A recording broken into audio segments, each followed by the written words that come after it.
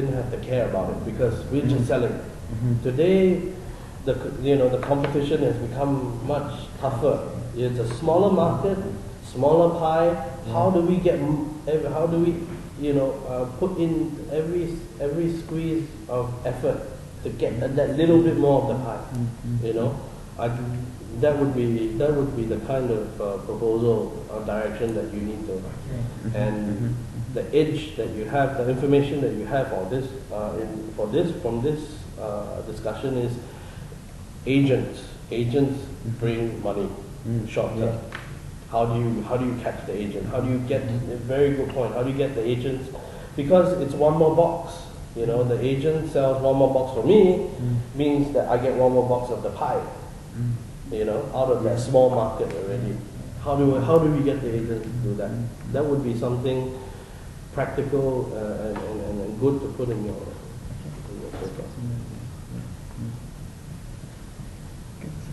You sure you have enough hard disk space? long discussion. Yeah, we're taking too much of your time, right? Oh, it's okay. No, we make it short. The rest, so if we plan, I've allocated my time. I'm fine. If we plan it, it's okay. Don't worry. I think let's keep a couple of points. Your explanation is okay. Answers already, marketing. Okay. Yeah. Lack of cash, employee relations, no sales function, additional benefit, lack of motivation, fuel culture, differences. Okay. So, just one specific question is how you motivate your sales employee, because they are the one who directly contact the agents. Yeah. Well, unfortunately, today we are surviving a lot on loyalty,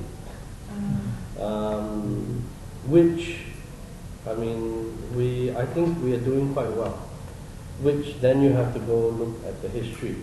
I think in my first discussion with you guys, we are people. I shared that you weren't there. I shared that we're very people-orientated. Welfare and people are our priority. And it's a tough time. And during a war, you want loyal soldiers. And I believe that we have built a strong foundation of loyalty of our staff to the organization. I think we focus well on our brand, our product quality, and the way we treat people.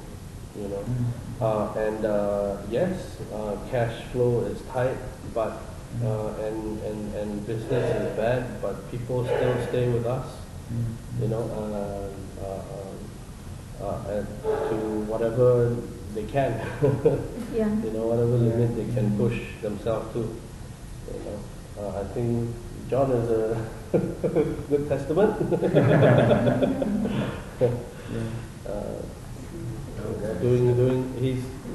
John's actually taken on a role that he's not supposed to, but I think the strategy is to increase our export, international business, and John's in marketing, but he volunteered to help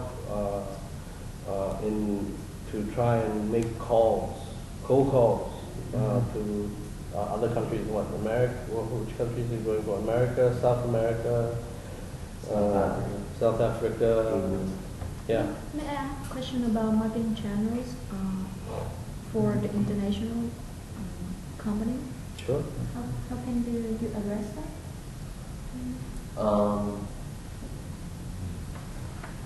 So currently we're using Alibaba, and that's because how I like to treat international marketing is that it's merely trying to figure out which countries. The very first step is trying to figure out which countries are willing to use our designs. So if there's a cultural, if they're culturally similar to Vietnam in terms of what they like in designs, then we can figure them as a good target, right? So first off, we're going to research for which country after that, merely figure out which of the companies within that country are distributors or importers. Right? And that's through data mining. I like to call it data mining.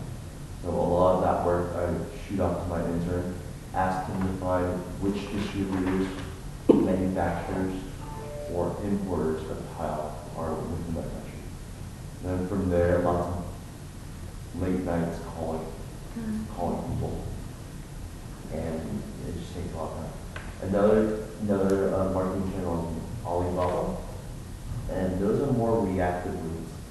And when I mean reactive leads, that you wait for people's emails, and then from there we respond accordingly. Unfortunately, with Alibaba, it's not as powerful as I think it is, or many people think it is. But it's still a good outlet if you get someone that actively writes your email. I see. And those people, because they're very interested, it takes a lot of effort for you to write an email to someone. So hopefully we can accommodate them.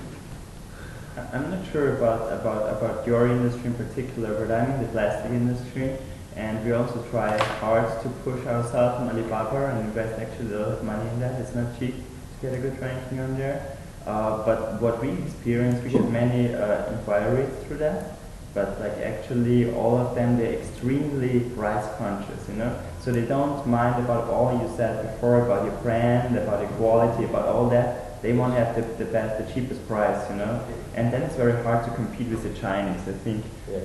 Yeah. Well, you have to remember Alibaba is a sourcing website. Yeah. Right?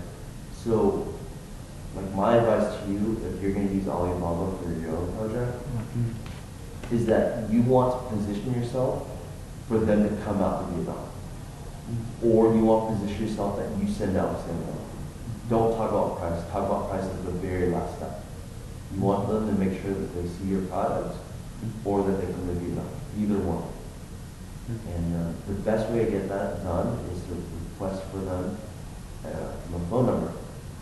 Never try to do anything over email. Try to get them to give you their phone number and then you call them right then and there. And those are the small techniques that I use to differentiate myself from other Alibaba.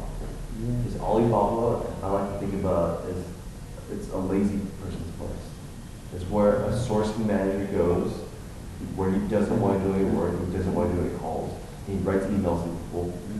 Right? And then on the other end, people are just so lazy, they don't want to do anything proactive, they just write back emails. In reality, you should actually use those to call and talk to them. Okay.